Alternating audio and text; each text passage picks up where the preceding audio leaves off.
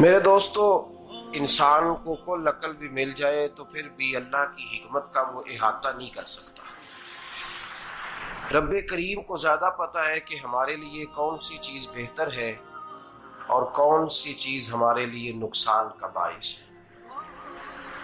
अल्लाह तबारक व तआला की हिकमत ये चाहती है कि मेरे बंदे परेशान ना हो।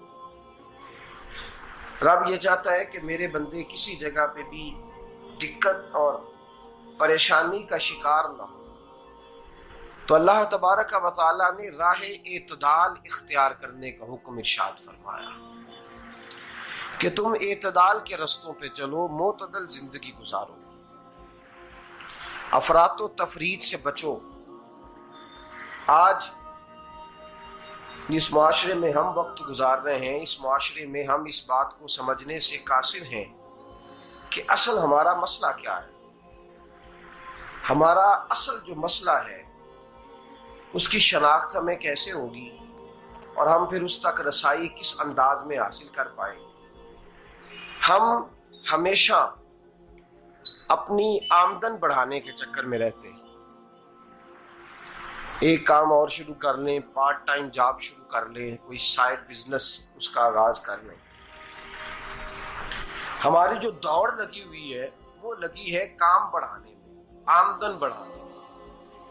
हालांकि इस्लाम हमें ये कहता है कि तू आमदन बढ़ाने के चक्कर में ना पड़। असल बात यह है कि तू अपने खर्चे कंट्रोल कर। तंग इंसान वो नहीं होता जिसकी आमदन थोड़ी होती है। ये तवज्जो कीजिएगा मेरी बात, ये कीमती बात है और गुफ्तगू सारी का लुबे लुबाब है। तंग बंदा वो नहीं होता जिसकी आमदन थोड़ी होती है। असल परेशान वो होता है जिसके खर्चे ज्यादा होते हैं। और हमारा जो रोजमर्रा का नुकसान हो रहा है ना, वो आमदन के मामलात में नहीं हो रहा। बुनियादी नक्श जो वाक़या हो रहा है वो ये है कि हमारे अखराजात ज्यादा,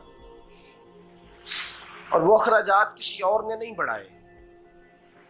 वो खर्चे हमने खुद बढ़ा लिए हैं और अब हमें उसका नुकसान भुगतना पड़ रहा है। और अगर आप सही मानों में टटोलें तो जो बहुत अमीर लोग हैं वो तो उन खर्चों से बच गए। मैंने बहुत सारे ऐसे खत्मात में शिरकत की है। मैं बहुत सारी ऐसी जगहों पे गया हूं कि जहां लोगों ने बड़ा मुख्तसर सा खत्म दिलाया है तो हो गया है खत्म। खत्म के मामले में कब किसी ने पाबंदी लगाई है कि उसमें 200 आदमी शरीक होगा तो तब ये साले सवाब सही हो सकेगा? कौन कहता है? या शादी के मौके पर अगर सारे बहन भाइयों को न बुलाया गया तो मेरी शादी पाया तकमील तक नहीं पहुंचेगी, इसमें बरकत नहीं होगी। ये किसने फतवा दिया है?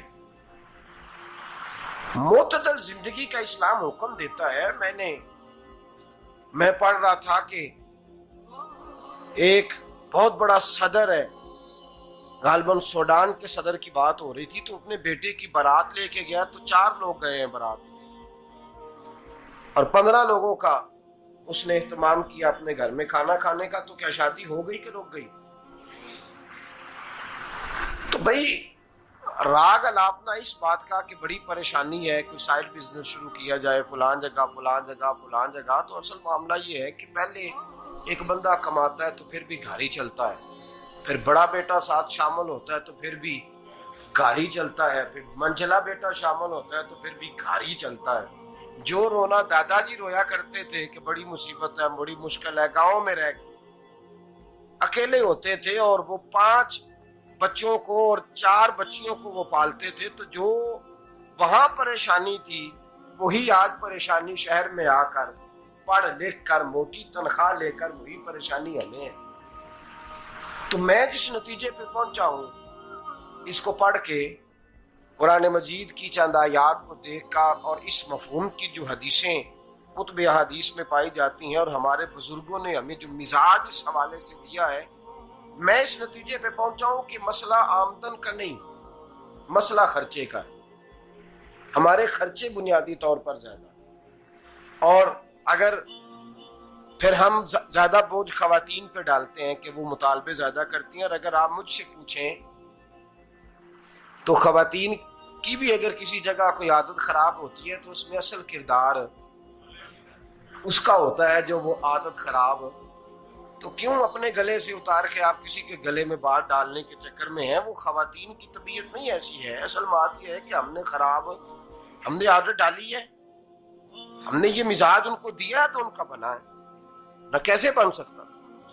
तो एतदाल जब तक जिंदगी में नहीं होता, पानी प्यास बुझाता है, लेकिन एक गिलास ही हो तो प्यास बुझाता है। बाल्टी को मुंह को लगाएगा तो कपड़े भिगो देगा उसके। हालांकि पानी बुरी चीज का नाम नेमत है ना, बहुत बड़ी अल्लाह की, लेकिन प्याले में ही अच्छा लगता है। कोई मटका मुंह को लगाएगा तो तंग होगा, प्याला ही बेहतर है उसके लिए। तो मेरे दोस्त, मटके से भी बाज़-औक़ात काम चल जाता है, लेकिन अगर कोई कहे नहीं मुझे दरिया ही चाहिए तो उसका तो घर बह जाएगा, सारा घर बह जाएगा उसका। हमें दरिया काबू करने का मूड बनाया हुआ है तो इससे घर बहा करते हैं, इससे घर बना नहीं करते। घर प्याले से पानी पीने से बनता है। अगर तू दरिया पे कब्जा करने का मूड बनाएगा तो घर बनेगा नहीं, घर बह जाएगा। आग ना हो तो खाना पक नहीं सकता, लेकिन हल्की आंच से खाना पकता है। और अगर आंच तेज कर दी जाए तो जी, करीने क्यास बात कर रहा हूं मैं, अकल से मावरा नहीं कर रहा। करीने क्यास समझाने के लिए मिसालें दे रहा हूं। हल्की आंच पे खाना पक जाता है और आग तेज हो तो खाना जल जाता है। तो खाना उतनी देर ही खाने के काबिल रहता है जब तक वो हल्की आंच पे पकता है। तू जितनी मर्जी तू कहता है नहीं मेरा गुजारे नहीं, आग तेज होनी चाहिए, तो मियां जल जाएगा, जल जाएगा। हवा न मिले तो सांस नहीं आती, ठीक है? ऑक्सीजन ना हो तो सांस है, हवा ना चले तो गुजारा नहीं होता। लेकिन अगर तेज जले ना,